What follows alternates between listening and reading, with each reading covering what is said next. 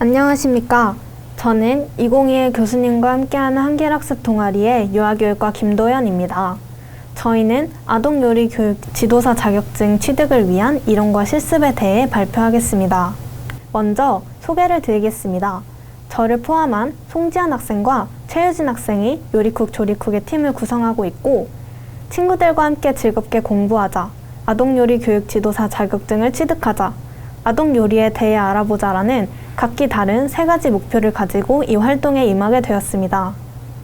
그래서 저희는 친구들과 모여 즐겁게 아동요리 교육에 대해 공부하고 아동요리 지도사 자격증을 취득하자라는 큰 목표를 가지고 활동에 임하게 되었습니다. 먼저 활동에 대해 소개해드리기 전에 주제 및 목표에 대해 설명드리겠습니다. 저희가 정한 활동 주제에는 아동요리 교육 자격증 취득을 위한 이론과 실습을 공부하고, 활동 목표에는 아동요리 교육에 대한 이론을 공부한다, 요리 교육과 다른 주제를 융합해 실제 현장에서도 할 수 있는 활동을 실습해본다, 아동요리 교육이 유아에게 미치는 신체적, 인지적인 영향을 알 수 있다, 아동요리 교육에서 교사의 역할을 공부할 수 있다, 그리고 가장 큰 목표인 아동요리 교육 지도사 자격증을 취득할 수 있다입니다. 먼저 1주차 활동에 대해 알려드리겠습니다. 저희는 1주차 활동에서 기초적인 아동요리 교육 이론을 공부하였습니다. 아동요리 교육 지도사 자격증 취득을 위한 커리큘럼에 대해 알아보고, 아동요리 교육이 유아에게 미치는 영향과 아동요리 교육 지도사가 필요한 이유에 대해 알아보았습니다. 저희는 이를 토대로 신체적, 인지적 발달과 일상생활의 필수인 능력이 발달되어 전인적인 발달이 가능하다는 것을 알게 되었습니다. 또한 아동요리 교육 지도사는 요리 교육을 기획하고 개발 및 평가를 한다는 것을 알게 되었습니다. 저희의 2주차 활동은 요리와 미술을 융합한 세계 음식 지도 만들기 활동입니다. 이 활동은 세계 여러 나라의 전통 음식에 대해 알아보고 음식을 지도에 연결시켜 세계 음식 지도를 만들어 친구들 앞에서 발표하는 것입니다. 이를 토대로 유아에게 세계의 문화에 대해 알려줄 수 있고, 이 활동으로 여러 가지 확장 활동이 가능하며 연령별 난이도의 조정에 필요성을 느껴 해결책을 찾아보았습니다. 저희의 3주차 요리와 과학을 융합한 부엉이 올빼미 만들기 활동에 대해 알려드리겠습니다. 이 활동은 올빼미와 부엉이의 차이점을 요리를 활용해 설명하고 유아에게 쉽게 전달할 수 있는 방법을 논의하는 활동이었습니다.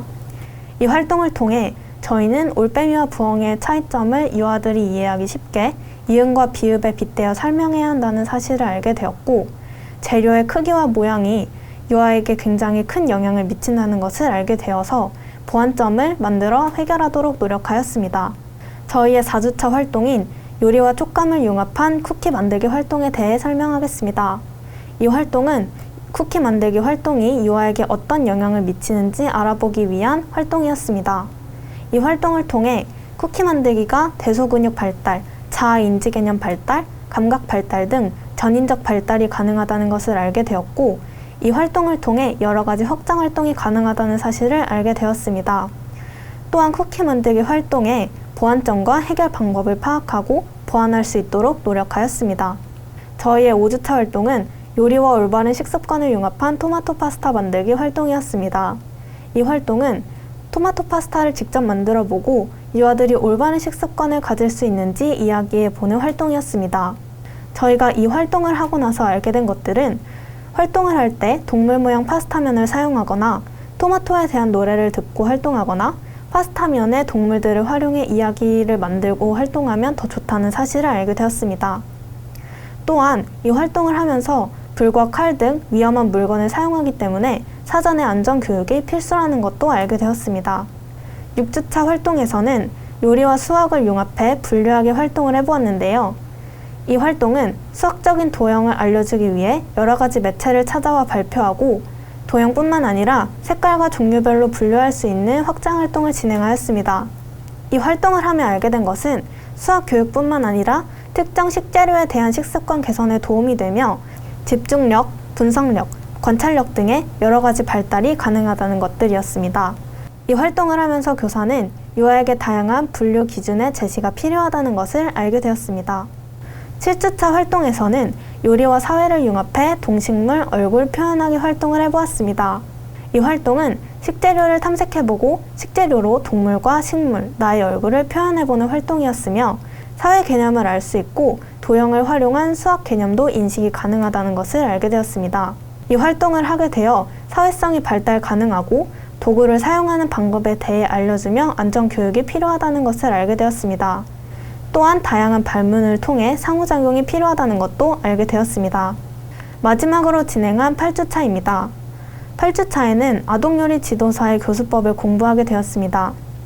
1주차부터 진행해온 내용을 복습하고 아동요리 수업 준비의 6원칙과 요리 지도사 교수법과 진행 단계를 공부하며 아동요리 지도사 강의 계획을 공부하게 되었습니다. 이 공부를 하면서 유아를 위한 수업을 계획할 때 보다 체계적인 준비가 필요하고 실제 모의 수업으로 요리 활동 수업을 하면 좋을 것 같다는 생각을 하게 되었습니다. 이 활동을 하고 나서 저희는 자체평가 리스트를 작성해 보았는데요. 위 5가지의 항목들을 가지고 저희가 얼마나 열심히 활동을 하였는지 되돌아보는 계기가 되었습니다. 저희는 이 활동들을 하고 나서 아동요리 지도사 1급 자격증을 3명 모두 취득하게 되었습니다. 사실 혼자 했다면 굉장히 힘들었겠지만 친구들과 다 같이 즐겁게 열심히 해서 자격증을 취득하게 되었던 것 같습니다. 여기까지 2021 한길학습 동아리의 요리쿡 조리쿡 김도연이었습니다. 감사합니다.